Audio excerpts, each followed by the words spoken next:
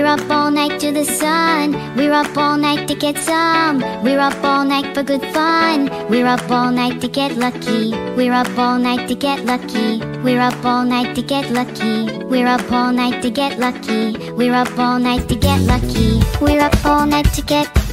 We're up all night to get. We're up all night to get. We're up all night to get. We're up all night to get.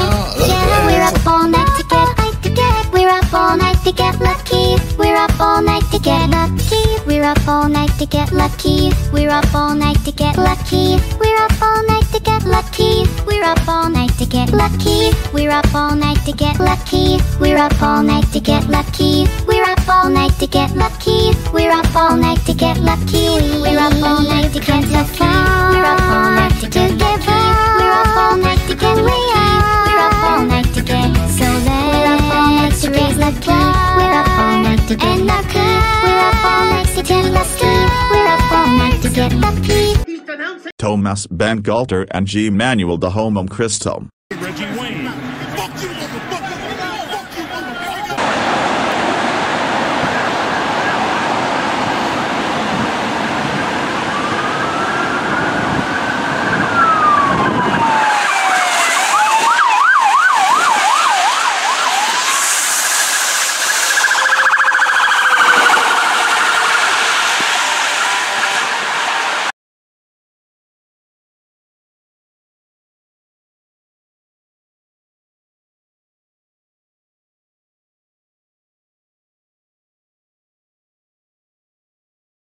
Pour votre premier album solo depuis la séparation des Daft Punk il y a 2 ans, qui fut un choc pour vos millions de fans dans le monde entier, nous ici aussi.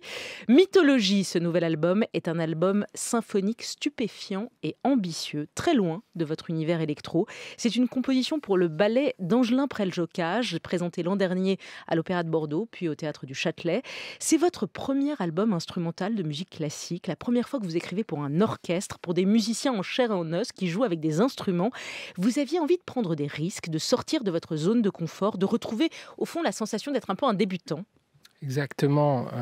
En même temps, j'avais eu avec Daft Punk l'occasion de travailler avec des orchestres auparavant pour la musique du film Tron, L'Héritage, un film Disney, et puis aussi dans notre dernier album où il y avait des orchestres, mais on travaillait avec des orchestrateurs, des arrangeurs, et depuis longtemps, j'avais envie de me frotter à cet exercice de l'orchestration, et la proposition et l'invitation d'Angelin est arrivé à un moment judicieux et qui m'a permis en fait de pouvoir m'atteler à ce projet. Alors la proposition d'Angelin Preljocaj, il dit qu'à l'origine, il vous a demandé une composition qui mêlait classique et électro, et c'est vous qui avez choisi, qui avez dit non, pas d'électro, qui avez pris la décision radicale de dire non, je veux me débarrasser des machines totalement.